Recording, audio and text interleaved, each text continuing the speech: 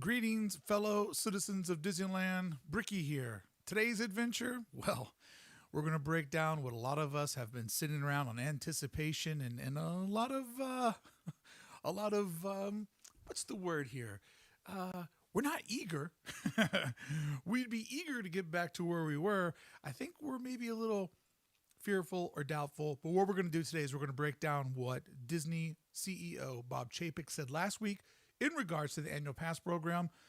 He used his words very, very wisely, avoiding some terms that we would love to hear him say.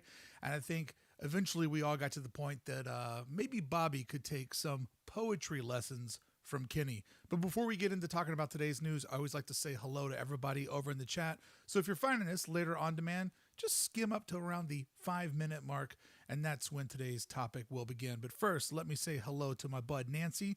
This is her first ever live stream. Want to say hello to Federalist. What's up, bud? I want to say greetings, fellow citizens of Farshid Haluki. I'm not sure how I say your name, but I'm glad that you like how I start off all the videos. What's up, Daphne Lee? Good to see you over there. Can't wait to hang out with you next week. Is that happening? Oh, my Lord. Club 1313 meeting up next weekend. Wow, that's going to be wild. I cannot wait for that. Let's see here. David Gallo with the Glow Grapes. So good to see the Glow Grapes in the stream. Ashley, what's going on? How you doing there? Anna B, Daphne Lee, thank you so much for the super chat. I appreciate it. Chris Murray, what's up, bud? Good to see you, my man. Good to see you, my man. Ben Toba says, I think Chapek is bad for the Disney company. Well, obviously people thought, I'm not going to argue with you, but obviously people thought that he was good for leadership to get to where he's at. I just think with Chapek, we're looking at somebody that follows the numbers in front of him, whereas with Iger, we were following somebody who was creating a path in front of them. So I think it's just two different styles of leadership. It's going to be a little bit jarring. I think that's a lot why Iger stayed around for the last transitional year. It definitely feels like though we're off to a little bit of a bumpy start with the new leadership. Like Bobby Chapstick just doesn't have the finesse that Kenny P. Rocks or JD or Iger does. Like if you build a Mount Rushmore of Disney leadership, right? Like Bobby's just kind of like the unfun one in that group of four. Let's see. Is the volume low for you guys? It shouldn't be. Looks like my volume's pretty high. Let me know if you need more and I can turn it up. You did not miss anything, Disney Goth. I always like to hang out and talk to everybody for the first 5 minutes. Chris Murray, thank you so much for the love, my friend. You are too kind, and I mean that in 1,000 ways over. Let's see here. Mikey, what's up, bud? Leonie's here. So many buds. Cute Latin guy looking above average. Can't hear. Well, I hope. Okay, so you guys are having a hard time with the volume? Interesting. It should be all the way up. Volume is all good. Okay, so I'm going to just consider that it's good and that a couple of people are having a bad time. Kind of low. I can hear fine. All right, well, I have it really, really pegged on my end. So some people are saying it's good. It could be what channel your headphones are in. I have that problem with some things on YouTube as well. Volume is good. I can hear you pretty good. What's up? I can hear you. Can you hear me now?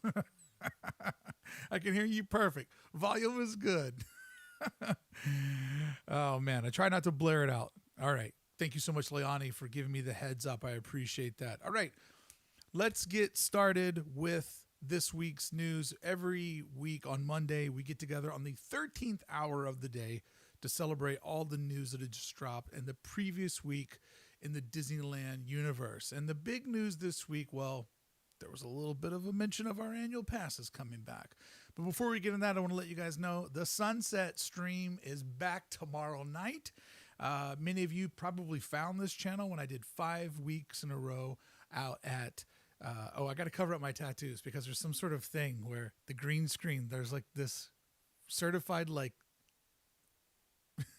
thing that people have where when they can see through a human body, it freaks them out. And I have colors of the rainbow in my skin. And people don't like when they can see through my arms. So I purposely put on a long sleeve crew neck today. Okay. If you found me through the Touch of Disney weeknight live stream that we did, those were so much fun. We got together Thursday every evening at 6 o'clock, and I'm bringing it back tomorrow just for this week, where we don't have a regular schedule yet because of ticketing at the Disneyland Resort. But for tomorrow night, the Sunset stream is back. I'll be going live from 6 to 8, and we'll just be cruising all around. So if you're not able to make it out to the park because you don't have the means or the ticket or the proper address, I'll be giving you a window to the magic tomorrow from 6 to 8. So excited to bring back the Sunset stream. All right, let's get into our news. Chapek said your volume is good. Oh, favorite comment so much. That's giving me the heebie-jeebies. Yeah, I mean, who knew? Who knew that I would, a guy that hasn't had a real job in 2 decades would have to wear a long sleeve shirt to work? All right, let's get in here. Okay, so last week during the shareholders meeting, Bob Chapek was pressed on talking about what would happen of the annual pass program that was sunset here in Anaheim.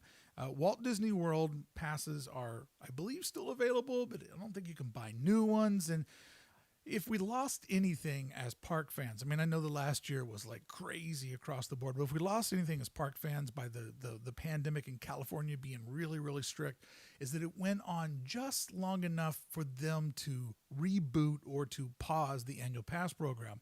Had the park reopened July last summer, I don't think they would have done this. I think that the way that they were on their path to getting the program where they wanted was just to keep increasing and increasing the prices to try to get rid of more and more people. However, once the pandemic, or as I like to refer to it, the pause-demic as a Disneyland fan, kept going on and on and on, they saw an opportunity to just do a hard reboot, because as the park was closed for over 1 year, that means that every single person that owned an annual pass was at a moment of, well, my date has lapsed. Therefore, the entire program had cycled itself through, giving them the perfect opportunity to rethink the entire program. So I loved the annual pass. I had the full-fledged, no blackout dates. It was the greatest thing I owned. It was that one big thing I bought every year that I had zero guilt for. It was just my treat to me, and I loved having it so, so much. So when Bob Chapek was pressed about this, he used a couple of different words, and unfortunately the word he didn't use was an annual pass, and he called it a frequent visitor program. And to me, this term is very, very troubling. And I've been following the annual pass drama since the very beginning, really, really trying to look for any clues that I would get something back in my life that was similar to what I once had, because I know that's what everybody here wants. But frequent visitor program to me says you're a frequent visitor. You're somebody that visits the park frequently, so therefore can we give you a reward for coming more often? Which an annual pass is like, well, I'm buying this thing so I can go all the time or as much as I want to, whereas a frequent visitor program to me sounds like, well, this is a reward for somebody that comes a couple of times, more than a couple of times, almost as if we're looking at the currently, if you buy a 3-day pass, 2-day pass, 5-day pass, you have to spend them in a 15-day window, which is hard to come 5 days in 2 weeks with your work schedule. I personally have been buying 3-day tickets and going once a week, spreading those out to get 3 weeks for a 3-day ticket. But a frequent visitor program sounds more like we might be getting into longer term tickets, or get into something that is about frequent visits, but not necessarily any sort of ownership, which many of us felt for the annual pass program. And I know a lot of you hate annual pass holders. I've been called a pass hole several times, and I have news for you. This could also affect what you're paying as all of this matures, but we'll get to that later. So when I see frequent visitor, I see something that says rewards program, right? Like the more you come, the more you get a certain set of perks, or the more you can earn things, which is really seeing you got to spend a decent amount of money to get to whatever perk it may be.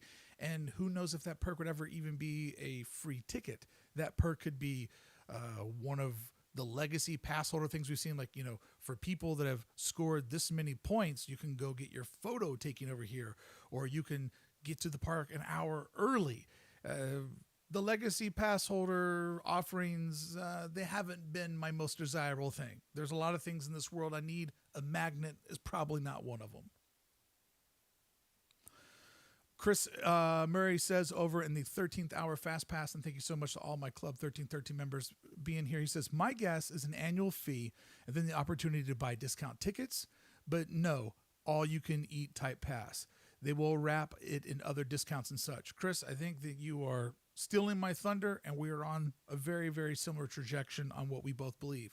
So he also went on to say a park loyalty and affinity program. And I had to look up the word affinity because in this term, I'm like, what is he talking about? At least with Kenny P. Rocks, there's a poetry in there. Affinity program. Like, I thought affinity was a car that Nissan made. But let's look into this. See, Mikey Staines is saying, I think I'll look a lot like my Starbucks rewards program. Right.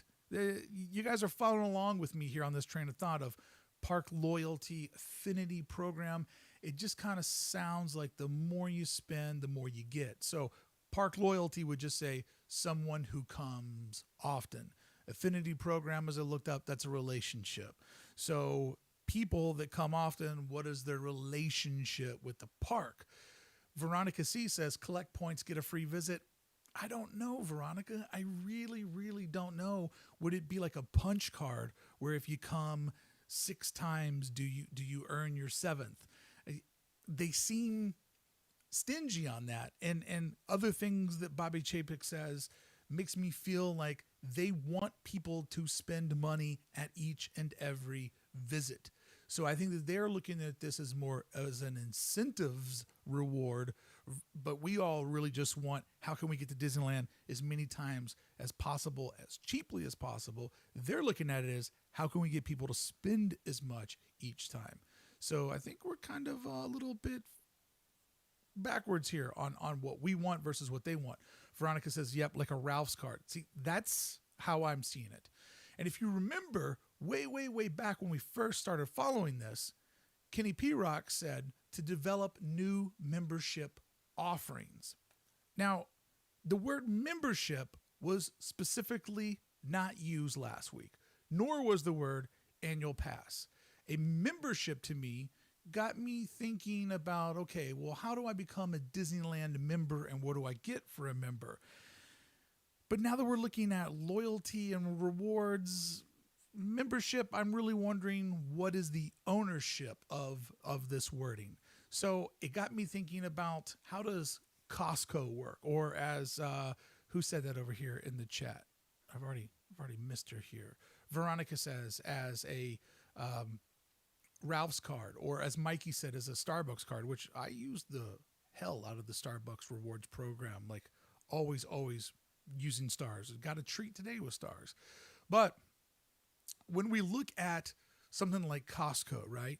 You buy in to be a member, and now as a member, you are given all these different rewards, right? Like an earlier time to get in if you're a business member, so that's a different levelship of membership.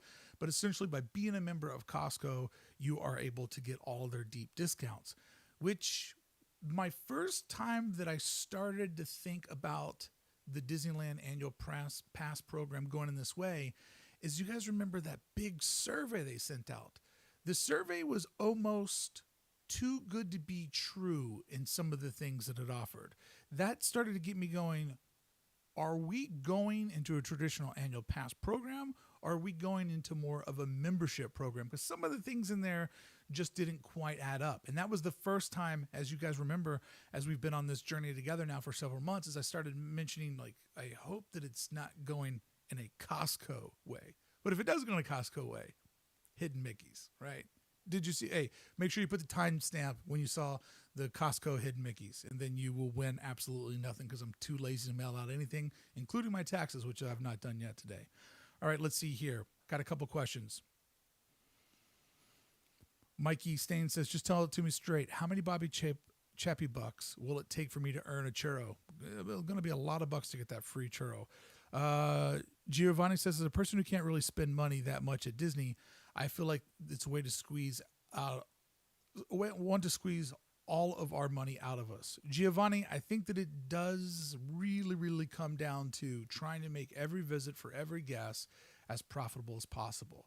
All right, so let's dive into that customer survey. The customer survey was Disney obviously throwing like a lot of stuff at the wall, like a lot of ideas at the wall. And when you looked at the survey, as I said a few minutes ago, it almost felt too good to be true. And like, would you be interested in getting discount tickets for your friends and family? Would you want a couple of tickets that could maybe get you into the park any day, even if you were blacked out?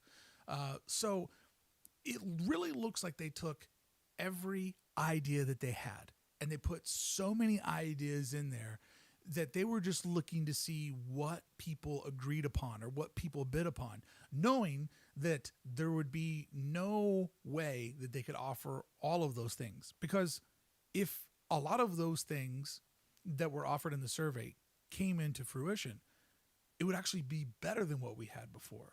Because as an annual pass holder for 8 years, I have bought so many tickets for my friends and my family to share my love of Disneyland with others.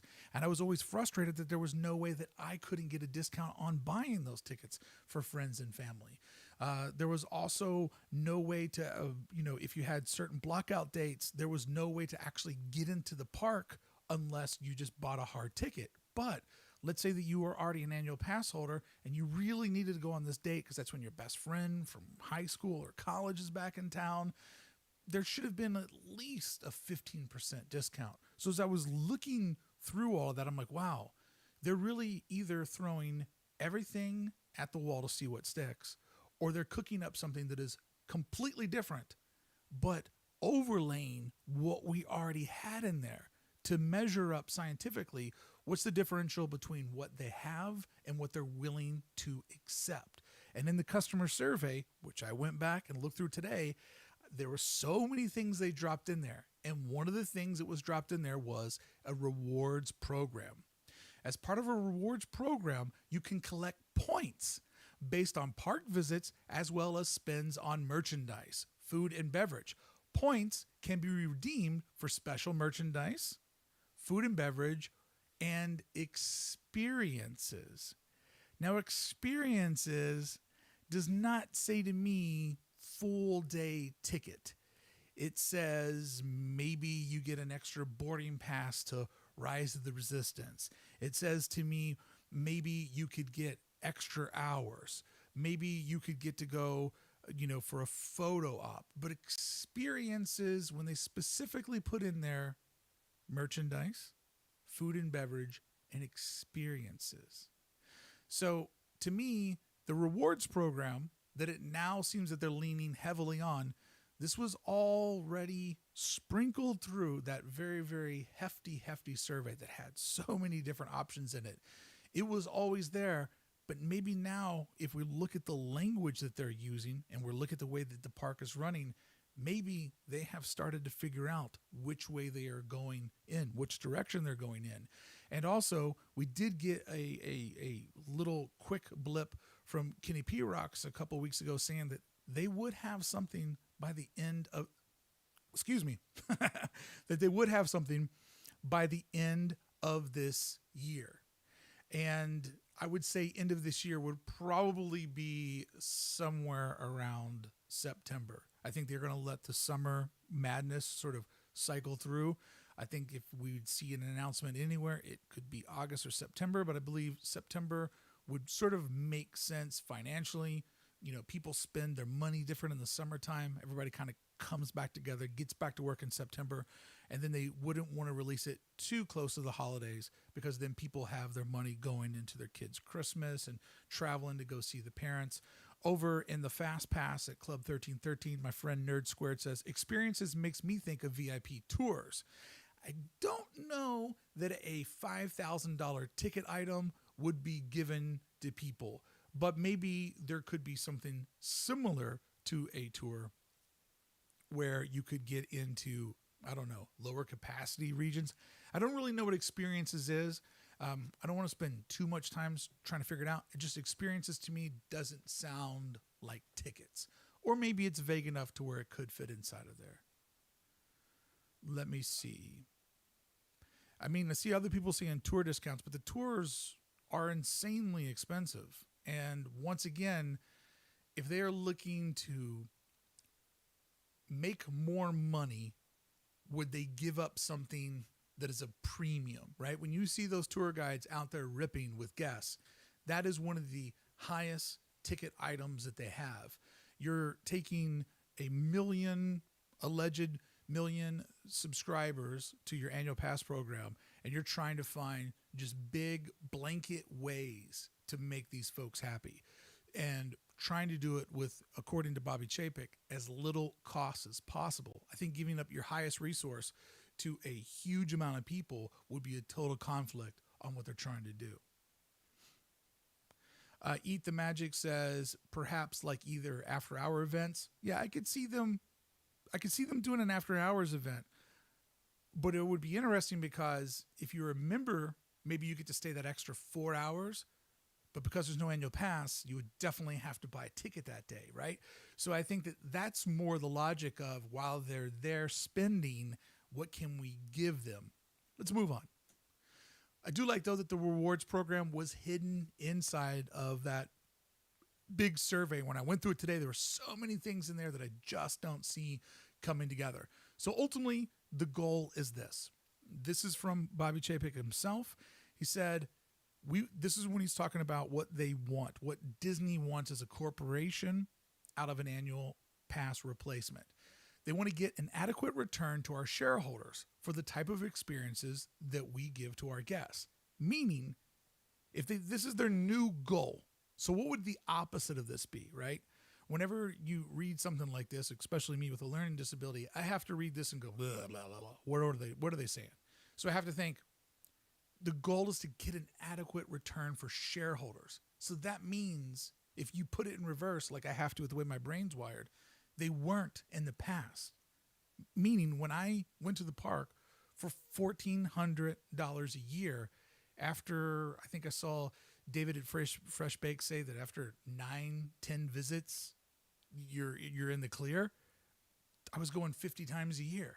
So 40 of those times, the shareholders, which I am a Disney shareholder, 40 of those times I wasn't giving money back to myself. I was getting no dividends. But what they're trying to do is trying to figure out a way how when I go, they make money off of me every single time. So therefore, we have to look at, this is the number one goal. This is the number one goal. So as we are working out any of our fantasies and of our dreams, does it check this box? If it doesn't check this box, it's probably not going to become reality. All right, let me pause for just a second on my slides because I can see the conversation is booming here. Katie Baker, what's up, my friend? We went on Friday, and the extra 2 hours made our day feel less rushed at the end. Oh, the 9 to 9 is a must. Like the shortened hours was ridiculous. Having to leave Disneyland at 7 o'clock. Get out of here. Get out of here with that. Nikki Ramirez says maybe discounts for show packages like World of Color, dining packages. Yeah, see, Nikki, I think we're thinking in the same wheelhouse. They're already here. Can we give our members something that feels extra but doesn't cost us an extra nickel? Like, let's run through Nikki's idea here.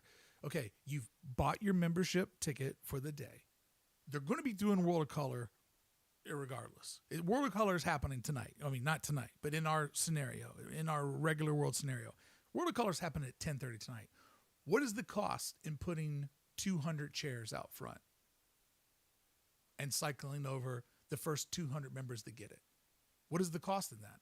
That is what I think they are trying to figure out, is how do we give perception of value? I'll work it through you this way. What Apple Computer does is a marketing tactic called added value, right?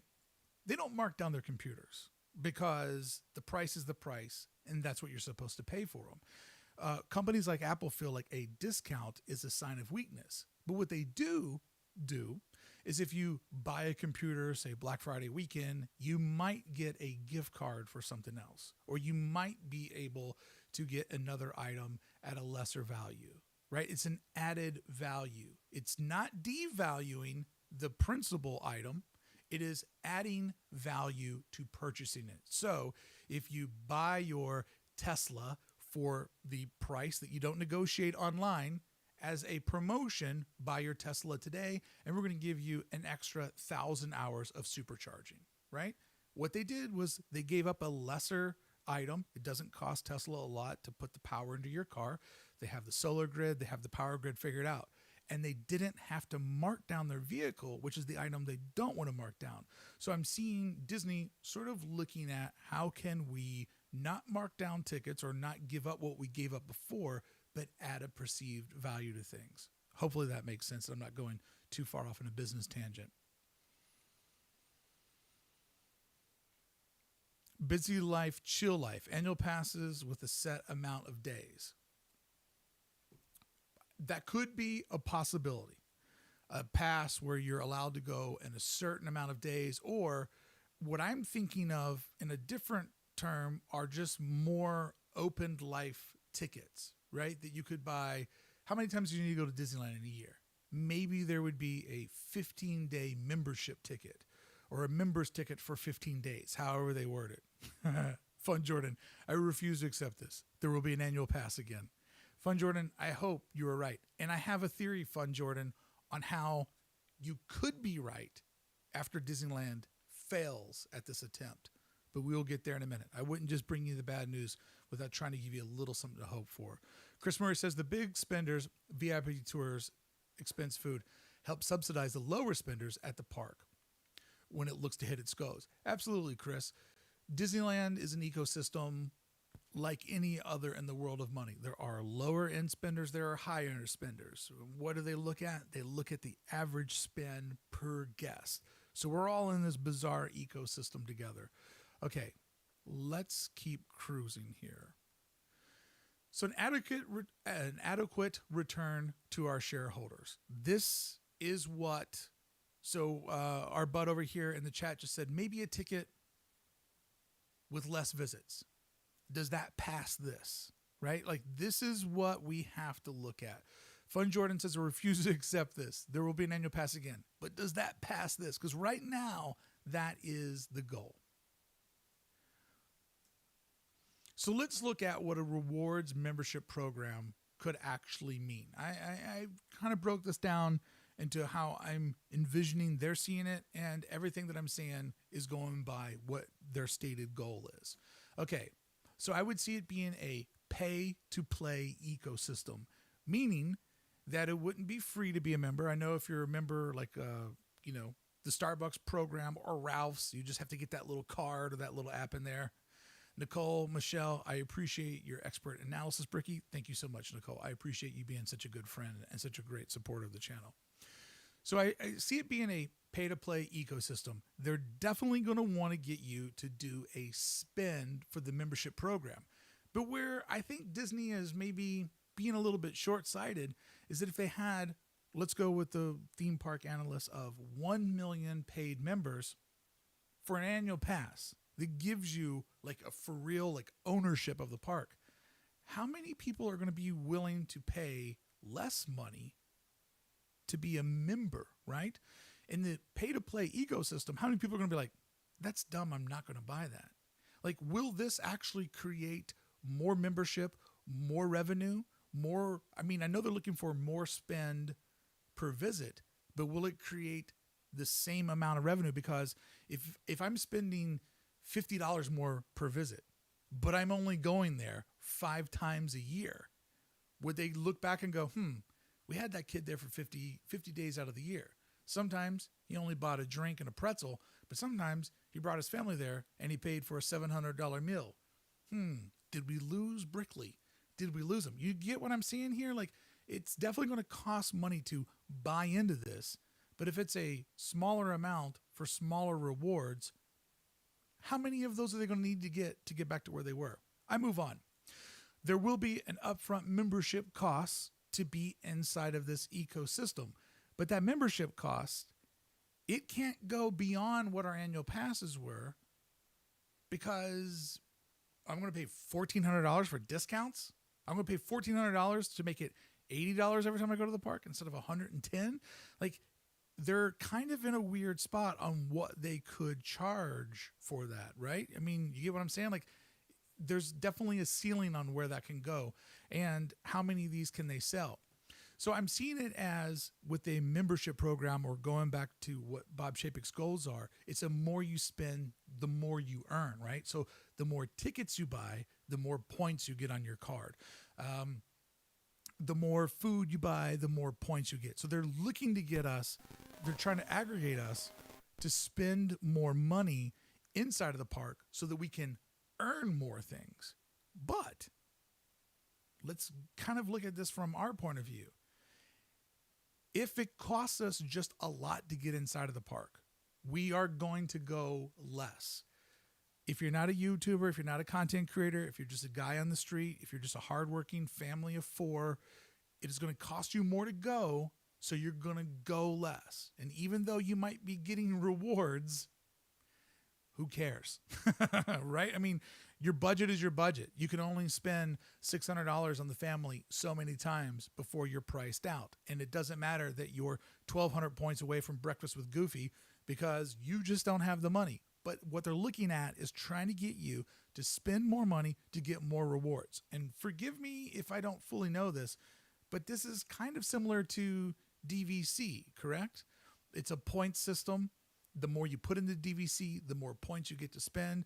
I also think, and I've never been on a Disney cruise, don't know that I ever will do one, but isn't it kind of the same in the cruise world? So are they trying to take that logic and apply it to the parks? Interesting thing to look deeper on. Discounts will be the new incentives, right? So do I buy the gold membership, which then gives me a 50% discount on tickets?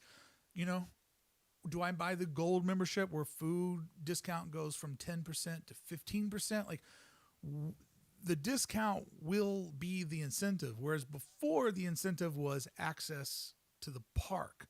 So I think that if this goes the way that I'm projecting that it could go, according to what Bob Chapek says, we would have to pull out the calculator and go, how often am I going to go?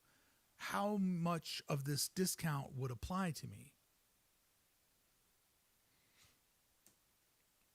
And when I put in here a la carte packages based on your use, when we looked back at that big, ambitious customer review they sent out, or customer survey they sent out, they threw so much stuff in there that I'm like, there's no way they're giving this all to us, because this would become better than the pass we already had. And if it's better than the pass that we already had, and the price isn't that far off, then they're going to have more pass holders, which is going to create more problems with the pass holes. So I think that the way they're looking at this is that if you're a member, you'd go into your member portal, and obviously you can get the things that matter to you the most. Limited edition merchandise, I don't care about, but maybe that's important for you. Maybe adding on a discount on parking or buying parking vouchers, maybe that's important to you. Maybe you live nearby, maybe you take the bus line, maybe that doesn't matter to you.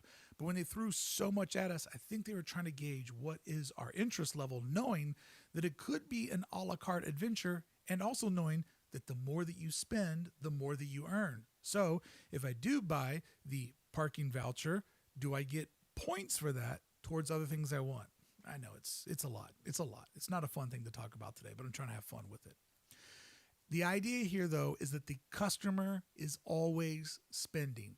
Every trip to the park, you are spending money. And I know I saw somebody in here say, buy 15 days, get 30 days. Well, I love that, and I would buy it immediately.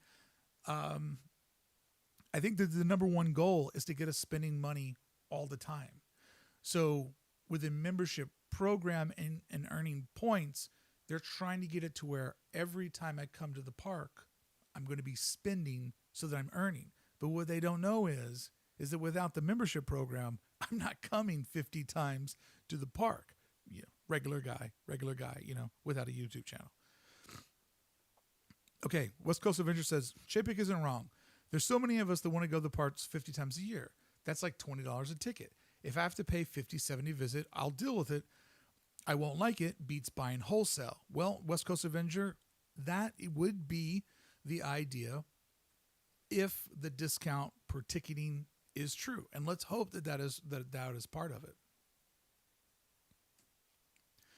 And then all of this, if you put it together, if it's a pay-to-play ecosystem, if we're spending money up front just to get discounts, and we get into the psyche of, well, the more that we spend, like I'm going to go ahead and buy this because I'm only 100 points away from my next goal. If the discounts do drive us to spend more money, if it's an a la carte system where we can buy the various things that we feel will make our visiting better, then we are always spending, and it would create an adequate return. Every time you go to the park, you're putting money, guaranteed money, into the shareholders' pockets. So we'll see how that goes. But what I would like to say to them, and please give me a second here. Rewards is not an annual pass. Deep discounts is not an annual pass. You know, what we had was something that was very, very special. And what they are offering us is something that is very, very different. It'll be interesting to see how greedy they're not. Because really, their greed could make or break this deal. If the discount is substantial and you're like, well, it only cost me 50% off to get tickets to the park, and after I buy 10, my 11th one's free, or buy 11 and my 12th one's free, you know, if they give up a lot, and this is just marketing 101, if they're willing to give us what we want, it will be a huge success. But if the rewards program is to save 10% on tickets and to get 10% off merchandise and parking's half off, if it's a very, very meager discount and it's, you know, a few $100s to become a member, I don't see them getting enough memberships to replace the revenue that annual passes were bringing in. So let's go back to 2019. Oh no, we have 1 million customers, and our 1 million customers aren't spending enough money at an amusement park. We make more money off of our 1 million customers. That's 2019 problems. But 2021 problems would be like, oh no, everybody's only coming 5 times to the park, and they're spending a lot more money, but they're not coming enough. How do we get them to come back? See what I'm saying? It could end up being an interesting dilemma if they push too hard in this way. Federalist says, even though I can't go 50 times a year, I exist in a community with people who can. There you go. Federalist says it will take 10 years for us to see how Disney's failure to foster the relationships with the park the pass holders have had with the park affects the brand. It is going to be a long haul, so let's get into, will it work? Federalist, will it work?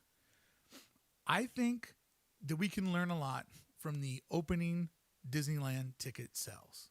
Because when the park reopened on opening day, you could get a ticket for the opening day still at 4, 5 o'clock in that day.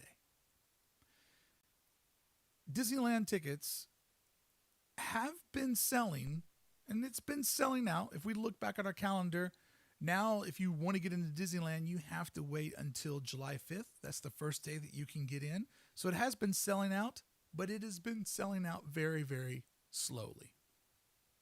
And I mean real slowly. The fact that there are still dates left around the 4th of July weekend, to me, says that this is not the demand that they thought they were going to get. And I say this because these tickets are selling very, very slow and at a non-normal capacity. At 25% ticket sales, they're not blowing out the door. Okay? And I know, Brickey, but what out-of-state people is going to have a nice influence. But it's not going to like quadruple it. Out-of-state people can come when they can come. But interstate people, the bread and butter that Disneyland survives on, we have unlimited access and time to come to the park. And if we can't flood it, as the cockroaches and ants that we are, then this different category of out-of-staters, which I'm not putting down out-of-staters, I'm just saying you can't get there as often as I can. It's not a humble brag, even though it is. It's just a statement of local people can get there more frequently. We can get there and we can do it, and we're not at a lower capacity. So when you add in more people from out of state, that's going to be awesome. Hopefully June 15th is that big announcement. But you're going to see the capacity go up. So therefore, it's going to be interesting to see, does it go faster when they've got another 10,000, 15,000 tickets to move? Because right now, I think that it's going at a scary, slowy rate. And DCA is in real trouble. Let's go back to our map real quick. You could go to DCA today, even if you don't have a reservation. You could go buy a ticket. You could get a reservation. If you really need to go there, you could go there. And yeah, we see this week, I'm getting good at the weatherman point, guys. We see this sell out here around the, Avengers Campus, but then it goes back to a lot of inventory. So I think the DCA is in real trouble because for the first time ever, DCA has to stand on its own two legs at the exact same price as Disneyland. And it's not winning that battle. So my question for you is this, and this is where I think that it works in favor for annual pass holders, but where it works not in favor, because there's this sort of this misconception of, well, the pass holders ruin the park. And I'm out of state, and if the pass holders are gone, the park's always going to be empty. Half truth in there. If the annual pass holders don't go as much, then yes, the park will be less full, right? The park will be more empty. If there's not as, if I'm not in there 50 times a year, it will be less full. But if Bobby Chapek's goal is to make money for his shareholders, expect the ticket prices to get more steep. So you can have a less packed Disneyland if you're willing to pay to be there. Because without a million of us circulating constant cash flow into the park, this will catch up with them faster than 10 years, Federalists. And what will they do to pad out? Like, well, our Disneyland park is down a little bit because over the long haul, yeah, right now we're all probably spending more money on tickets. But could a membership program of a discount, could it increase the capacity by 20%? Sure, I'll give you 20%. A membership program, if tickets go down 35%, if a ticket's 75 instead of 120, yeah, you're going to get a 25% bump on that, but you're not going to get 75%. Like, I think in the short term, people that are used to passes, they're reprogramming their brain, they're spending differently. They're going to go there now because they're excited to have the park back, and then they're going to pull back and chill. And I don't know if a Costco type program is going to be able to get them 75%. I don't know if it's going to get them the revenue they need to get. I think this could all be a little short-sighted on Disney's behalf when you look at the realistic economics of it. Let's see here. Lewis says, I'm not going to go until I get my pass back. Stand strong, Lewis. Stand strong, brother. If I didn't have the YouTube channel, I'd be right there with you. Maybe I lied a little bit, but I'd be there with you in spirit. Let's see here. Anna B, fellow roach here. What's up to all my roaches? Hey, I'm the biggest cockroach there is at Disneyland. Rapunzel. Oh, we have a Disney princess here. Rapunzel says, they can make another Avengers movie and make up the money they lost. Ooh, sick burn. Well, I understand what you're saying, Rapunzel, but keep in mind that the movies are judged differently on their performance. The streaming is judged differently. Like the Disney Corporation is divided up into all these different buckets. And so all the money that the parks make stays inside of its own bucket. Therefore, they can see that the parks are down. And if the parks go down, that will bring the perceived value of the company down, and it will bring stock prices down. And a big reason why I believe Bobby Chapek said, hey, masks are done in Florida, is because the day before the company hit its lowest earnings that it hit in over a year. And I think it was a way to pull a DJT and change the narrative, change the headlines, get people talking about something else. So I understand what you're saying. They can make an Avengers movie, make a ton of money, but that Avengers movie will be judged upon the other Avengers movies and won't have anything to do with an empty DCA. So I get your logic, but I just wanted to use that as an opportunity to say that each of these things are judged individually. And if the parks are going down, they will find a way in isolation to bring the parks back up. But I do believe that single ticket fatigue will start to settle in. And I believe that fatigue will settle in somewhere over the summer where people right now are buying tickets. They're going back. They're having a good time. But that will only last so long. I believe then somewhere at the end of the summer, this, maybe September, this could get announced. This is just all my guess of looking at a calendar year. I haven't been real good at guessing things. I thought they were going to announce the opening of Disneyland a bit later. And I thought the tickets would come sooner. So take all that for what it's worth. But I do believe that there will be a single day ticket fatigue that's coming in, and I'll be curious, can a discount be enough to make up that bump? And all of these ticket sales right now are only at 25%, and the park's not blowing out. I think that is a little troublesome. All right, that's what I know about the tickets, where my opinions are. I would love to know what you're thinking. Are you there with me? Are you feeling this? I'm not seeing anything that's making me feel like we're going to get what we had. And when I went back and looked and found the membership program hidden in there, started reverse engineering what we saw, it looks a lot like it's going to be a discount perks type thing. And Disney has been stingy in my estimation when it comes to perks. If they're not willing to give a lot, I don't know that they're going to get a lot in return. Okay, so let's see here. I'm going to go through and read some of these comments before we get over to the next thing. Jennifer Jones says, as a disabled person, it's almost impossible for me to go an entire day. And I never know if I'm going to be well enough to go till I wake up that morning. That's why having a pass was crucial to me. Jennifer, I feel for you because you fit into that perfect customer for the annual pass needs that you medically needed that flexibility. And with that flexibility being gone, that is not a good thing. Hopefully, for whatever comes up, like a multi-day tickets, someone such as yourself, you would have an indication of canceling reservation, cancel tickets days that you're holding, and push them over to other dates. That would be my hope for you, Jennifer, but that is a rough spot to be in just because that flexibility used to be something that medically made your relationship with the park a healthy one. So hopefully something good happens there for you, Jennifer. Sorry to hear that one. Chris Murray says, if guests are going to be spending enough, attendance numbers are less important. The park needs to make a certain amount of money over the variable cost of operating. Chris, I totally understand that. I'm just looking at when locals are spending money to get in and they're spending more and more money to get in, will they start de-spending on merch buys, eating food? Like, it'll be really interesting to see where it goes. And Chris, like, what's your vibe on bird in the hand, right? Like letting go of a million, potentially a million people that are giving you annual revenue. And, think about it. Some of those annual pass holders were the greatest thing that shareholders could ever want. They would pay, $600, $700, go twice, and then just give Disney free money. Like, a lot of that free money is going to disappear. Let's see here. What if your annual membership fee included Disney Plus?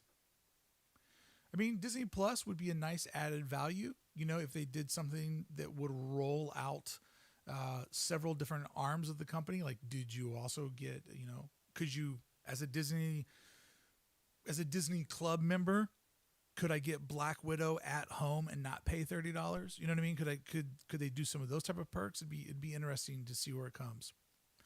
Karen George says, I wonder how many of that million APs were only California. I live in New Mexico and was an AP. Yeah, there's a lot, Karen. You bring up a good point. There are a lot of outer state pass holders. And, I would have to assume, and this is, speaking from somebody who's not in this club, but I would have to assume that if you're an out of town pass holder, that when you do come to town, knowing that the pass is free, quote unquote, your tickets are prepaid for, probably helped your spending. If you're from out of town coming into town and you have a ticket price, you have meal price, you have hotel price, I could see people spending a little bit differently. Let's see here. Michael Gray, you keep telling me to check my Facebook. I don't check Facebook. I wrote you politely. I'm not checking. You could send me whatever. You could send me $1 million on my Facebook. Well, I'd do it for $1 million, but I don't check my Facebook. You have to contact me elsewhere, bud. I'm not checking my Facebook. Let's see here. Nathan Palmo says, my mom has lupus, so the pass was crucial because she's not supposed to be in the sun during the day due to her needs. So we would go in the evening times. Wow, it's so interesting to see how the pass really was like such a part of Disneyland's most faithful's lifestyle. Like hearing how people use the pass to match with, illness and lifestyle. Like it really was a big part of how we all lived and did our things. Dino says they're making huge financial mistakes not bringing APs back. All my friends are APs and they aren't going to go till passes are back. I'm the only one who would spend $1,400 for a wife and I plus food. I mean, it'll be interesting. They're definitely smart people and they know how to make money. I'm just looking at, they better be willing to give up some deep memberships, some deep perks, because we really, really loved what we had. And the ticket sales to me are not that strong. And when the park goes higher, it'll be interesting to see where it goes. But Chris does make up a good point that they're just looking for price per guest. So, you could have a half full Disneyland. If everybody's buying meals and buying merch, then they could be where they need to be. So very, very interesting. Rapunzel says maybe they're planning ahead of possible expansion. It'll be interesting to see how all of this affects that. That would be definitely for sure. All right. I'm letting you know now that I am starting a new podcast series. Disneyland for Designers is my podcast. Comes out weekly.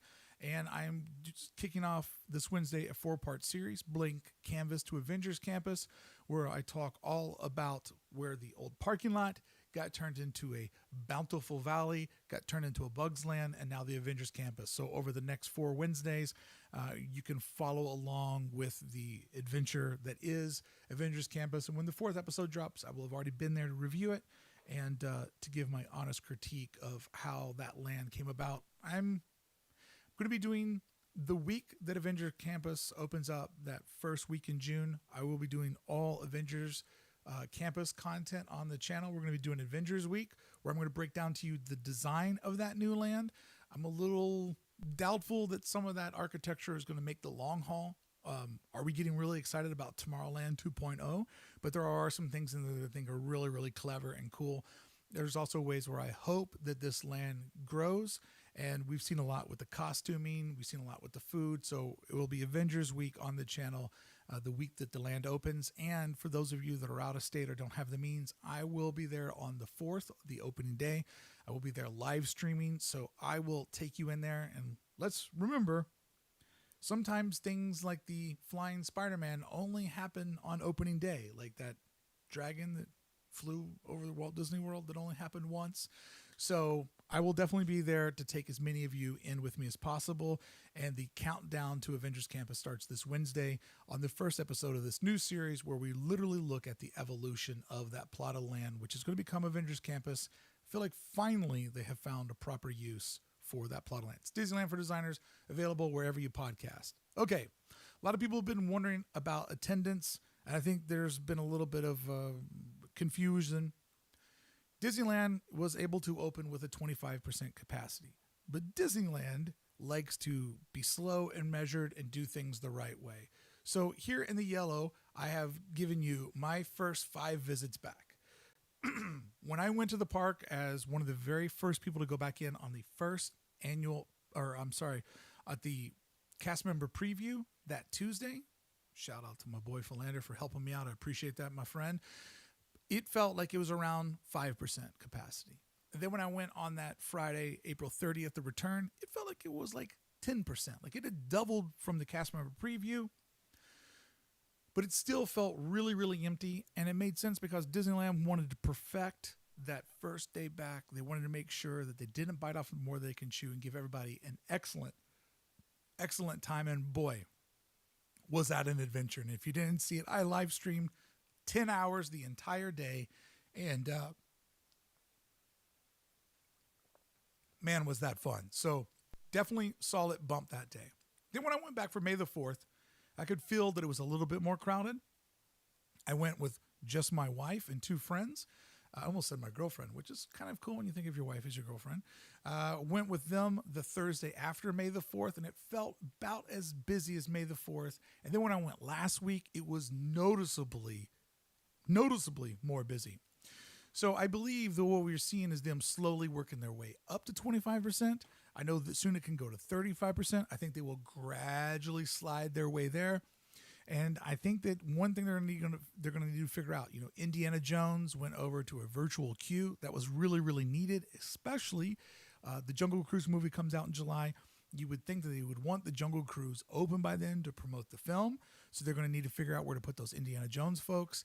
And as we get to more and more capacity, either folks are going to need to go indoors for the queue, or you're going to need to see Pirates of the Caribbean and the Haunted Mansion also go over into virtual queues, because there's just not enough room for people on the western side of the park. Space Mountain can hold a lot of people. Star Tours can hold a lot of people. When Buzz opens up Matterhorn, they can loop people around the mountain. Small World has that entire mall. But when we look at the Haunted Mansion, when we look at Pirates of the Caribbean, right now their lines are almost touching butts as they're completely surrounding all of New Orleans Square in the afternoon after the 1 p.m. Fast Passer purge comes over. With more attendance, that's only going to get gnarlier. And with Indiana Jones soon, probably in the next month and a half, losing the Jungle Cruise as its temporary standby for people in line, we're going to have a real problem. So they're either going to get to higher capacity with people allowed to go indoors, or we're going to need to get more rides on the Western Park over into a virtual queue just so that it's easier to go. So we'll see. Janet S. says, great job on the recent design videos in Disneyland. Janet, I appreciate that. I'm going to be doing more in that series later this week. I'm going to be doing more of those over in DCA next week. And that is something that we're going to do on the channel quarterly. I want to go to all the lands, singular, study them every season so that we can see how they change from spring, summer, fall, and winter, therefore creating a historical document of how all of the lands evolve. So I'm so glad you enjoyed that series. It's very, very fun for me to just dive down into those type of details. And don't worry, I've left so many details out, so when we go back to these lands, there's more stories to tell, because so many people are like, he didn't mention the Halloween tree. I'm going to save the Halloween tree for Halloween time. Angelica. Just want to say you're my new favorite Disneyland channel because I'm a designer for film and TV. I love all the videos. Oh, thank you so much. Happy to hear you're in the entertainment business. I love what you do as well. Oh, Nerd Squared just hit me with one of her bullying memes that I love so much. Okay, let's move on here. Quick message. Don't be like these 2 jerks, right? First off, nobody's ever eaten a lollipop like that. What's the matter with this psychopath? What's the matter with these 2 famous friends of ours? But don't be like these jerks. In the state of California, I believe it could change any day now, but until you hear from Disneyland that masks are not required in Disneyland, wear a mask. Show up, wear it. Don't fight with the cast members.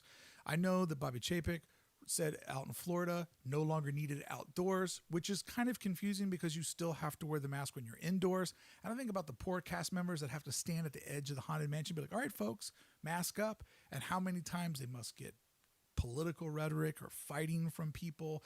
So currently, as of this hour, and it could change at any hour, until you hear from Disney official, just wear your mask and be polite to the cast members. And keep in mind, they don't set the rules. They don't make the rules. The CMs are not in charge of Disneyland. They're certainly not in charge of the CDC, and they're not in charge of California. So let's just make sure that we're still very polite to the cast members, because Disney builds the park, but the CMs are the ones who bring the magic. And I can only assure you that it's probably not a fun time to be them, as the rules are changing and they're probably getting a lot of people mouthing off. So don't be like these 2 psychos. These 2 have got to be the worst people that were ever put into a stock photo.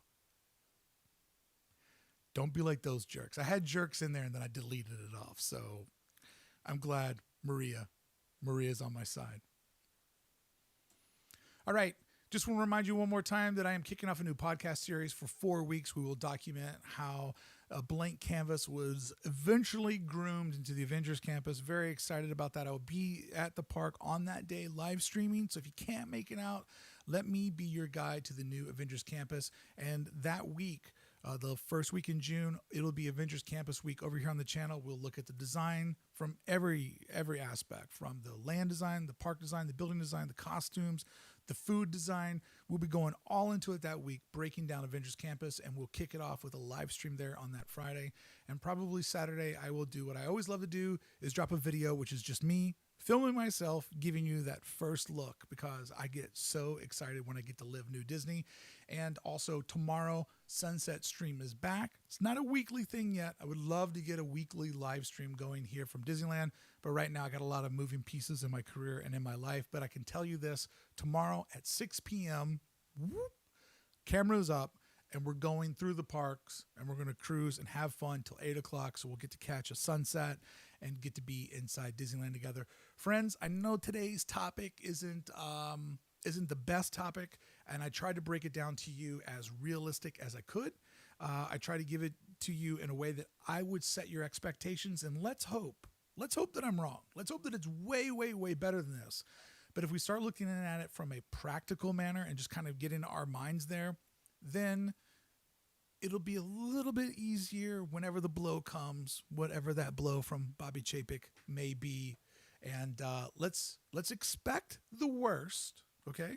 Let's expect the worst, but hope for the best. So therefore, we're kind of in a good neutral spot. Probably won't get what we had, but with our expectations and our mind right, we can be happy with what does show up, and hopefully we can all find a way for it to work for us financially, and hopefully in the long run it doesn't work for Disney, so that we do get a pass back. Is your audio low? I don't know why everybody keeps saying the audio is low. Half of the people can hear it, half of the people can't. So I don't know. I've got it pegged on my machine. You might have a channel that's going through your right channel instead of your stereo. So that could be what's happening, Greg. All right, everyone, thank you so much for hanging out with me this Monday. We'll be back here next Monday as well for the 13th hour, where we look back at the 13th hour of the day of all of the news that has happened in the Disney world, the Disneyland world, the Disneyland universe. Putting the word world in there is so. Greg, I'm sorry, bud. It's the end of the stream. I can't go back and fix the volume. I'm sorry that you're having that problem. I've heard other people say that, but half the people say it's okay, and other people say it's just fine. I do want to, real quick, before I say goodbye today, I want to give a shout out to all of my Club 1313 members. Thank you so much for creating such an amazing Disneyland community with me. I was away last week, and just seeing you guys buzzing over in the Discord and hanging out with each other, it just made me so happy. When I was on my vacation celebrating an anniversary with my wife. 18 years together. That is a fun time. What a great ride. And I accidentally almost cut her my girlfriend today. So that's a good spot to be in. And if you want to join the fun, go over to club1313.com and become a member today. And if you're one of the newer members, I will get you over into our private Discord. I just had a busy week going on, and at some point I had to say, you know what? I should enjoy this. I should be present. I should be present in Palm Springs with my wife and enjoy the fruits of all of our hard labor over this last bizarre year. And who knows? Maybe if I keep working hard, I'll get the volume right on my microphone. All right, everybody. Thank you so much. It's nice to see all of you. And don't forget, if you see me out the park, say hi. I'm going back to the park now, and I'm getting these messages like, Brickey, I saw you in New Orleans Square, but I didn't say hi. Not saying hi is a 30-day suspension from the channel. There, I said it. That's the new rule. What are you guys trying to get to? Oh, we're trying to get to 150 likes? I got 143. Can I get 140 more? Can I get 144, 144, double 144, Shelly, you gotta hit the like button. Let me see. West Coast Avenger. Hit like. West Coast Avenger, I don't even like Cars movies, and Radiator Springs is some of the best Disney magic. I haven't even seen any of the Cars movies. I only know Shaboom is how they turn the lights on in DCA. You don't have to watch the movies to love the land. In fact, if you don't watch the movies, and I don't, you have a very different relationship with the songs, with the characters. Like, I love, and at last I see the light, and it feels the world is burning. I don't know what movie that's from. I think it's from The Girl with the Hairbrush. But I tell you what that is to me. That's the Princess Float in Mickey Soundsational. When I get a lump in the back of my throat, I'm like, oh God, the princesses are coming through, and seeing all the little kids on the road, like waving at the princesses and having that Disney moment. That's what that song means to me. So if the movie's a turd, I don't know. That song to me, though, when I hear that, I'm like, oh God, oh God. I can think of the magic. I can think of the magic. I'm in front of the Small World facade, and I'm hearing that song, and they're waving at all the kids, and the kids are waving back. And I can remember when I went there with my friends from Chicago, and their daughter Stella was so young, and Cinderella blew her a kiss, and she blew it back to her, and I just full on checked out, just checked out. So that is what that song means to me, and that's how you get over 157 likes. Bye, everybody. Thank you so much for showing up. Smash like.